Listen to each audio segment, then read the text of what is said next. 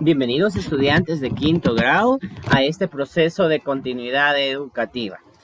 Con ustedes su profesor Hugo Alcides Tobar Rodríguez y en esta ocasión vamos a seguir trabajando en la asignatura de lenguaje. Para esta semana nos corresponde trabajar la guía de aprendizaje de la fase número 2, semana número 5. Decirles que esta es una guía especial porque cerramos un contenido que hemos estado trabajando en las últimas semanas de la fase 2 de la continuidad educativa. Exacto, nos referimos al contenido del texto dramático. Vamos a dar cierre a este contenido con algunas actividades que vamos a hacer a manera de repaso. Tenemos como primer punto las generalidades de guía de aprendizaje. Esta guía siempre es de la unidad número 4 que recibe por nombre Actuemos. Fase 2, semana número 5. Los contenidos que vamos a retomar son el texto dramático, el tema y los personajes, la estructura interna del texto dramático, recordemos que está dividida en inicio, desarrollo y final, la estructura externa del texto dramático, la cual puede dividirse en actos, escenas y acotaciones. Vamos a recordar un poquito acerca del uso de la raya o guión largo y de los signos de interrogación y de exclamación en texto dramático. ¿Cuál es el objetivo de clase para esta semana? Es la creación de una ficha técnica de una obra teatral.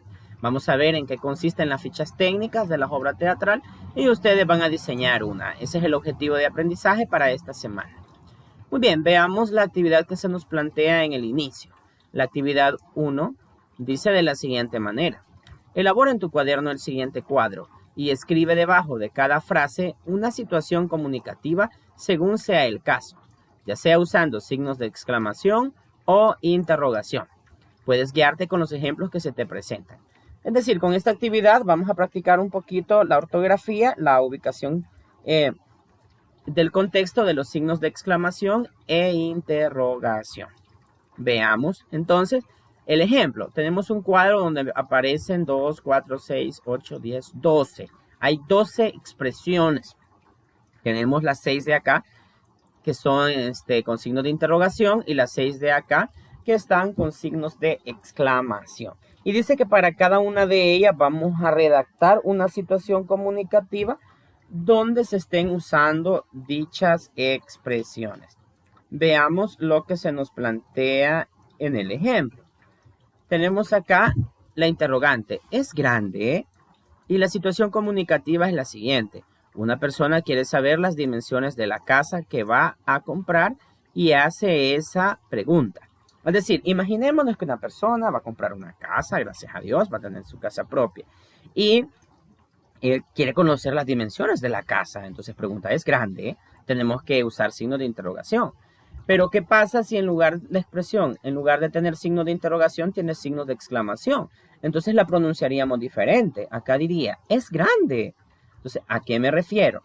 Les voy a inventar una. Por ejemplo, un grupo familiar visita el zoológico La Aurora en Guatemala, muy bonito por cierto. Y los niños al ver las jirafas, al ver la más grande, una de ellas dice, es grande. O sea, dice la frase. Podría ser una situación comunicativa en la cual se utiliza. Veamos la siguiente expresión. ¿Cuántos años tiene? ¿En qué situación comunicativa preguntamos esto? Ahí van a responder ustedes. Bueno, analicemos este de aquí abajo. Pensemos unos minutos.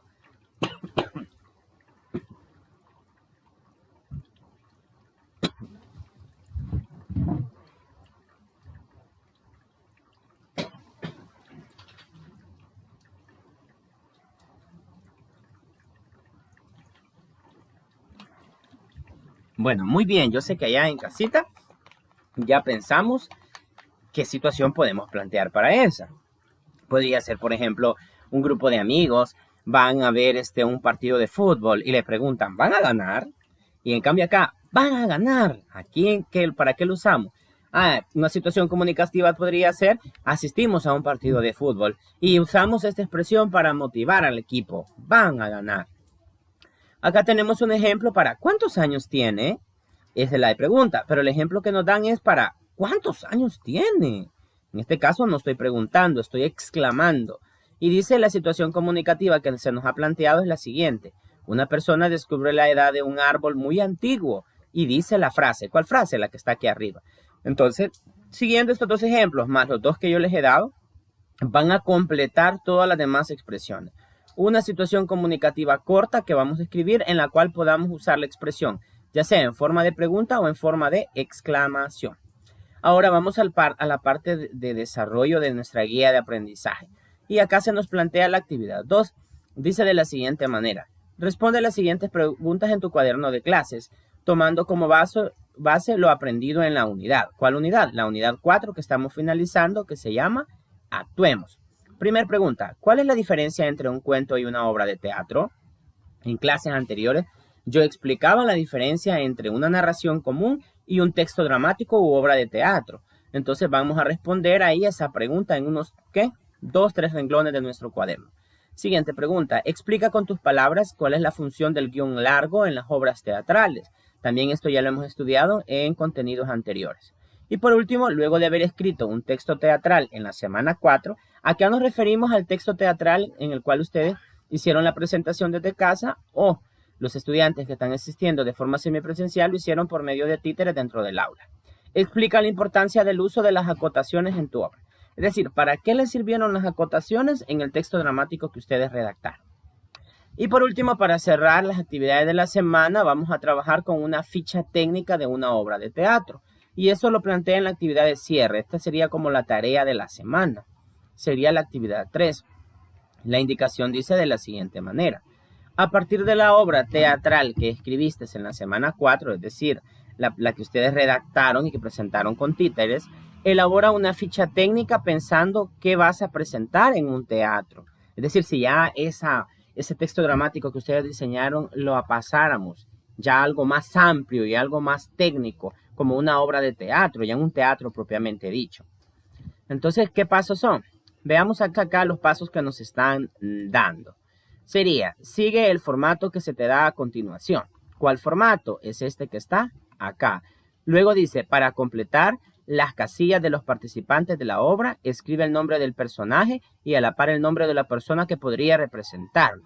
Piensa en alguna compañera o en algún compañero familiar que considere sería bueno para representar ese personaje.